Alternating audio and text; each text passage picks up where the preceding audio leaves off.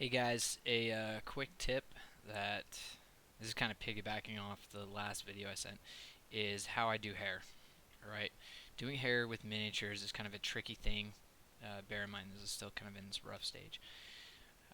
But doing hair for miniatures is a little bit on the tricky side because again it needs to be watertight. You need certain details to show up. It's a little bit tricky. So the best way that I found is mask out where you want your hair to be, so just the hairline, and then go up to subtools, go to extract, put this at 0 because that's going to keep it in line with the scalp, and do extract. That'll give us your preview, and accept. From there, I'll actually go, and it's got the border masked already, so I will go and do Control W. Okay, and that gives the border a different color. The other thing you can do is you can just go ahead and remesh it.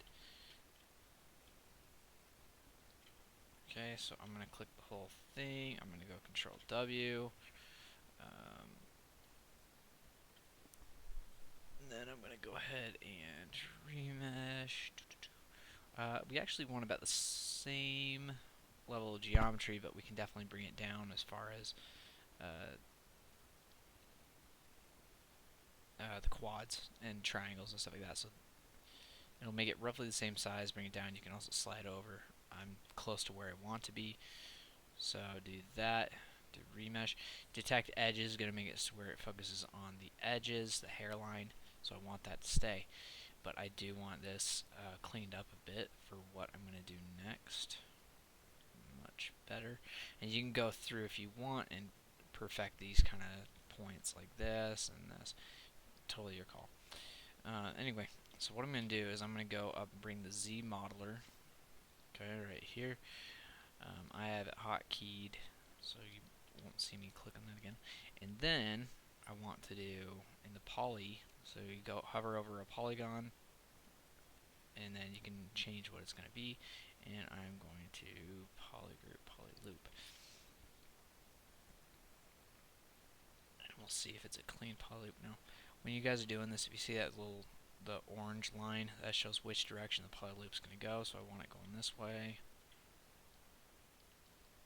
Make sure it goes all the way around the edge and doesn't do anything funky. Perfect.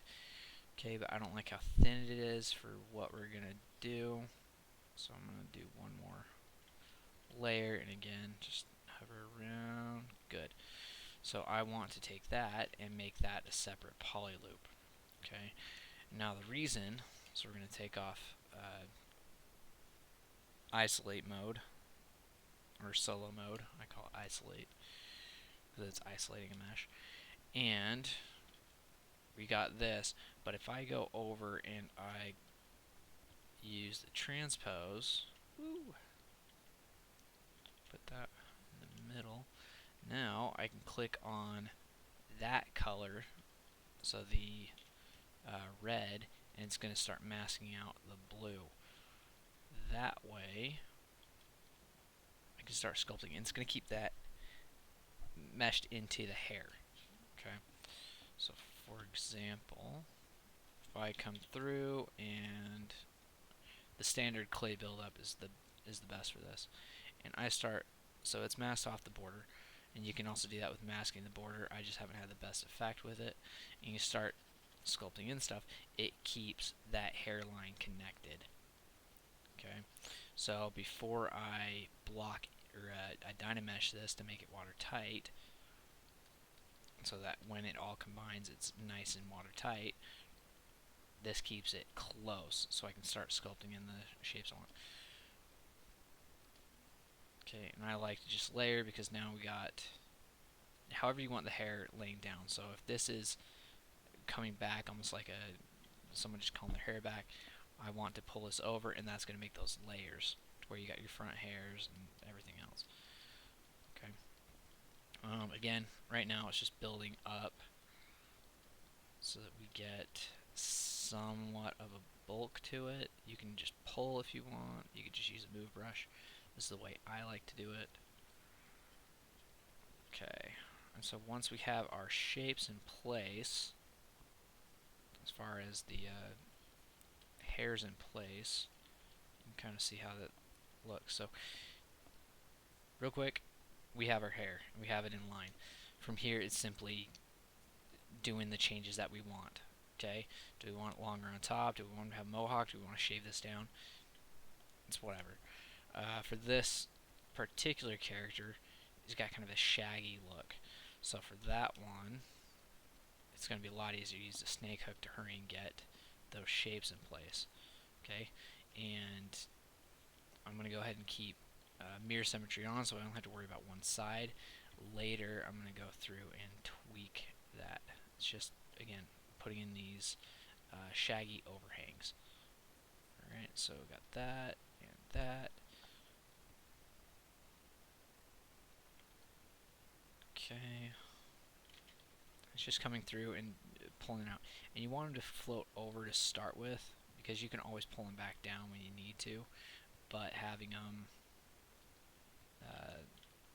you know, having them staggered is going to make it a lot easier.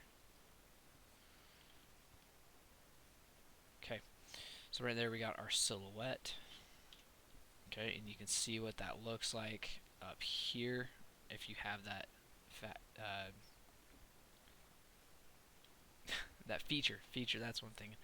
If you have that on, you can see your silhouette up there. I like that. I think it works for what I'm trying to do.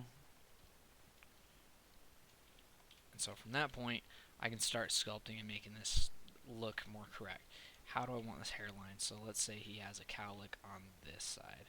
So I'm just going to take the damn standard and put that in place. From there, it's just sculpting in the hair however it's going to lie. Okay, and I got this from Raphael Grassetti as far as how he does it with making these small S ones. This was years and years ago at ZBrush Summit. I don't know if he's changed up his style as far as how he does things, but it's worked well for me. And you can obviously go through and sharpen up or add some geometry density to these ones so that it's going to sculpt better. So anyway, that was just a quick tip and trick to show you how I like to put in hair really, really fast, and from here it's just sculpting in the hair to make it look the way that I think it's going to be best. And I haven't been recording.